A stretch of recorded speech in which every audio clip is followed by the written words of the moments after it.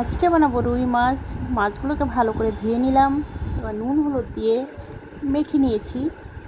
এরপর গরম তেলের মধ্যে একটা একটা করে মাছের পিস দিয়ে দিলাম। এবার টেনশনে দাঁড়িয়ে রয়েছি মাছ ফ্রাই করতে করতে। সব কটা মাছ ফ্রাই করে নিলাম। এই গরমের মধ্যে রান্না করতে ইচ্ছে করছিল না। এখানে পেস্ট করে নিয়েছি আদা রসুন পেঁয়াজ কাঁচা লঙ্কা জিরে, দিয়ে দিলাম মশলাতে জল। ঝোলটা ফুটে গেছে। এবার ভেজে রাখা মাছগুলো ফটাফট দিয়ে দিচ্ছি একটা একটা করে।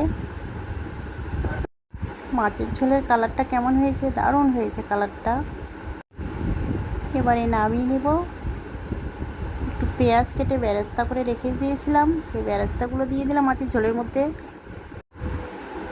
এবারে সবাই মিলে ভাত খেতে বসবো। তো ভিডিওটা ভালো লাগলে লাইক কমেন্ট শেয়ার, আমার চ্যানেলটাকে অবশ্যই সাবস্ক্রাইব করে দেবেন।